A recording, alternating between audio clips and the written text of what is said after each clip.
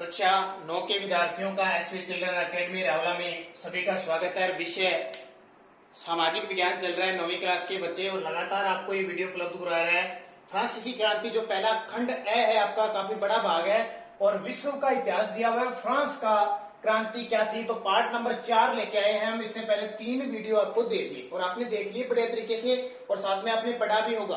तो लगातार किताब को पढ़ते रहिए और ये वीडियो देखते रहे ताकि जो आपकी पढ़ाई खराब ना हो। तो हम आगे चल रहे हैं। क्या बात थी, फ्रांस में गणतंत्र स्थापित हो गया। गणतंत्र का मतलब वहां का जो राजा है वो जनता के द्वारा चुनने की पूरी मंशा है वो स्टार्ट हो चुकी थी।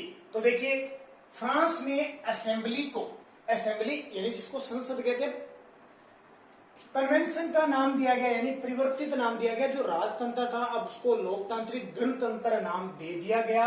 21 सितंबर 1792 को राजतंत्र का अंत हो गया, यानी राजा जो थे उनका अंत हो गया, उन्हें हटा दिया गया और जो फ्रांस है वो गणतंत्र हो गया। ध्यान रखना, गणतंत्र। हमारा भारत भी एक क्या है, गणतंत्र लोकतांत्रिक राज्य है। गणतंत्र घोषित कर दिया गया लुई 16वें। देखिए 10 सर 5 15 और 16वें को न्यायालय द्वारा देशद्रोह का मतलब जनता के प्रति इसने अच्छा काम नहीं किया, देश की जनता को इसने नुकसान पहुंचाया, देश को नुकसान पहुंचाया, उस पे देशद्रोह का आरोप लगा और मौत की सजा सुना दी। और 21 जनवरी 1793 को मौत की सजा सुना दी। 21 जनवरी 1793 को प्लेस डी लो कॉनकॉर्ड में एक सार्वजनिक रूप से एक स्थान है, कौन सा, प्लेस स्थान डी लो कॉनकॉर्ड में फांसी दे दी गई। सार्वजनिक जो नियम बनते हैं उस नियम के अनुसार किसको, इस लुई 16वें को फांसी दे दी गई। आतंक राज, अब देखो कब से कब तक आतंक राज रहा, तो 1793 से 1794 तक के काल को आतंक का युग कहा जाता है। फ्रांस में 1793 से 1794 तक के काल को आतंक का युग कहा जाता है, यानी आतंकवादी गतिविधि हुई। हर प्रकार से महंगाई बढ़ गई, जनता पर अत्याचार किए गए। जो राजा था उसने पूरी जनता को, बहुत सारे लोगों को कटघरे में डाल दिया, मौत की सजा, इतनी कठोर सजा थी, यानी आतंक मचा रखा था। रोबेस्पियर ने, वहां का प्रधानमंत्री था, रोबेस्पियर ने नियंत्रण व दंड की सख्त नीति अपनाई। इसमें क्या किया, नियंत्रण यानी पूरी जनता पर नियंत्रण। कोई गलत काम करेगा उसको कठोर सजा यानी मौत की सजा, कैद खाने में डाल दिया जाता था। इतनी दंड की सख्त नीति अपना दी, महंगाई बढ़ा दी, सारा सिस्टम जो कर बढ़ा दिया बहुत सारा, तो इससे जनता खूब सारी तंग आ गई। जो क्रांतिकारी थे वो तंग हो गए। रोबेस्पियर को न्यायालय द्वारा सजा, पकड़ लिया गया इसको और न्यायालय द्वारा सजा दिलवाकर गिलोटिना पर चढ़ा दिया गया। गिलोटिना होता है सूली पर चढ़ाना, जिसको कहते हैं, इस प्रकार का एक यंत्र होता है, उस पर चढ़ा दिया गया और इसको मौत के घाट उतार दिया। किसको, रोबेस्पियर को। उसके बाद में देखो इनको समाप्त करने के बाद डायरेक्टरी शासित फ्रांस, यानी प्रधान, वहां गणतंत्र जैसी स्थिति होगी, वहां के अलग अलग अध्यक्ष बना दिए गए।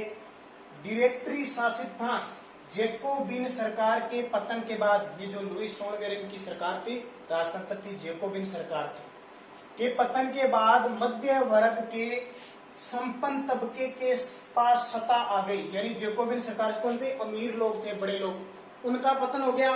पतन होने के बाद 3 प्रकार के होते हैं, अमीर, मध्य और गरीब। अब किसके पास सत्ता आ गई, तो मध्य वर्ग के संपन्न तबके के पास सत्ता आ गई। अब इन्होंने क्या किया, संपत्तिहीन जो गरीब तबके के लोग थे उन पर अत्याचार शुरू कर दिया और मताधिकार से उनको वंचित कर दिया। यानी आप वोट नहीं डाल सकते, गरीब एकदम लोग जिनके पास संपत्ति नहीं है। चुनी गई परिषदों में, अब धीरे धीरे क्या है, परिषद चुन ली गई और परिषदों में 5 सदस्यों वाली कार्यपालिका डायरेक्टरी को नियुक्त कर दिया। अलग अलग सचिव बना दिए, अलग अलग अध्यक्ष बना दिए। तो क्या परिषद चुनी गई, ठीक है, एक सांसद एक संगठन चुना गया और उसमें 5 सदस्य बनाए गए। वो कार्यपालिका यानी कार्य करने वाली डायरेक्टरी को नियुक्त कर दिया गया। तो इस तरह फ्रांस में अब गणतंत्र की शुरुआत होगी। आगे देखिए इसमें डायरेक्टरी नियुक्त करने के बाद हुआ क्या।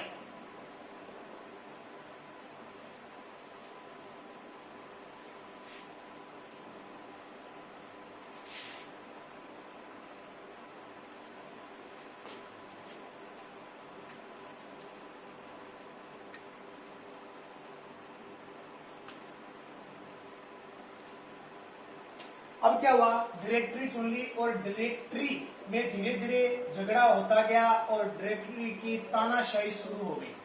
तानाशाही का मतलब जिसके पास ज्यादा अधिकार होते थे उसमें पावर ज्यादा आने लगी और जिसके पास कम अधिकार थे वो आपस में लड़ने लगे। आज का जैसे कांग्रेस भाजपा लड़ते हैं ना, वैसे लड़ते गए और धीरे धीरे तानाशाही के कारण राजनीतिक अराजकता फैल गई। राजनीतिक अराजकता मतलब राजनीति में फूट पड़ने लगी, अराजकता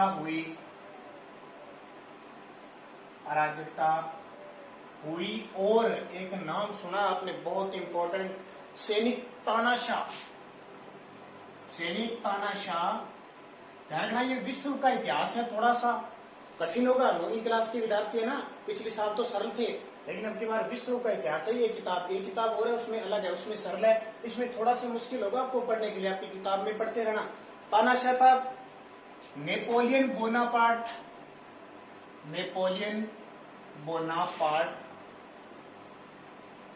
का मार्ग प्रशस्त हुआ। नेपोलियन के मार्ग प्रशस्त हुआ यानी राजनीतिक परिस्थितियां ऐसी हो गई कि अब एक सैनिक तानाशाह नेपोलियन बोनापार्ट के उद्देश्य का मार्ग प्रशस्त हो गया और उसके बाद में कौन आ गया, नेपोलियन आ गया। धीरे धीरे सारे जो परिवर्तन होते गए, स्वतंत्रता, समानता,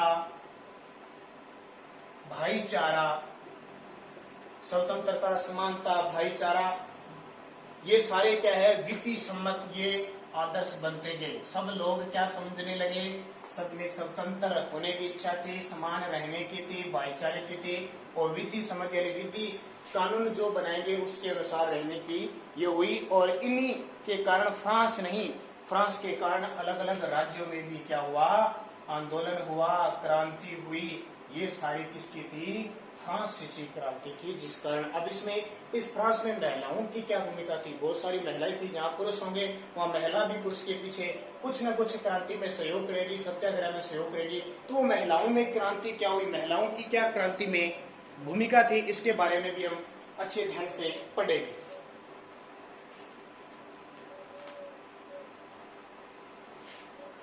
अब महिलाओं की भूमिका क्या, क्रांति में महिलाओं की भूमिका, क्रांति में महिलाओं की भूमिका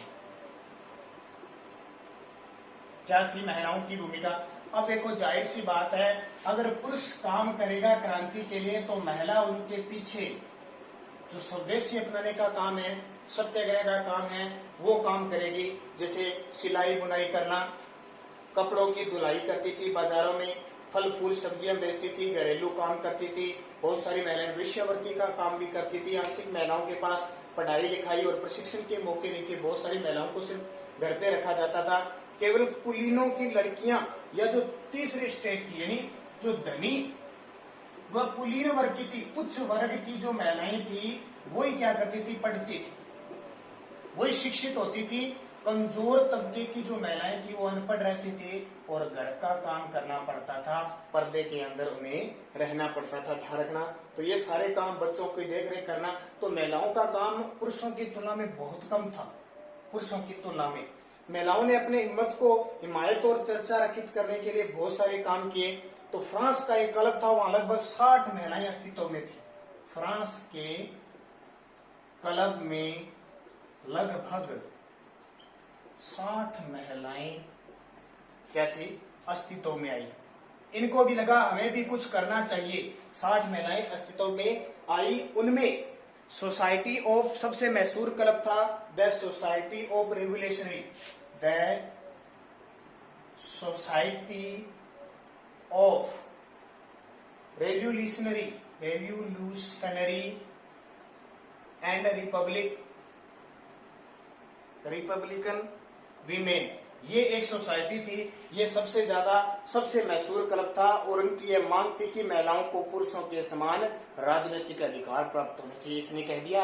और 1791 के संविधान में उन्हें निष्क्रिय नागरिक का दर्जा दिया गया, अलग अलग महिलाओं को चुना गया, बहुत सारी इनकी मांग थी। तो इस प्रकार 1946 में जाकर, ठीक है, 1946 में जाकर महिलाओं को मताधिकार प्राप्त हुआ। महिलाएं लगातार अपने संघर्ष के लिए लड़ती रही 1946 में जाकर महिलाओं को मत देने का अधिकार प्राप्त हुआ। ये आपकी सारी होगी महिलाओं की बात। अब बात आती है दास प्रथा का उन्मूलन कैसे हुआ। दास में इतना लोगों को पकड़ लिया जाता था, घरों में खेतों में उनकी लोगों की सेवा करने के लिए काम करवाया जाता, उसका उन्मूलन कैसे हुआ वो अपने अगला जो वीडियो होगा पार्ट नंबर 5 उसमें पढ़ेंगे। तो 4 वीडियो हो चुके हैं, आप बढ़िया तरीके से इन्हें देख लेना, साथ साथ में किताब पढ़ना, क्योंकि मैं आपको जो बोर्ड पे करवा रहा हूँ मुख्य बातें ही करवा रहा हूँ। तो धन्यवाद।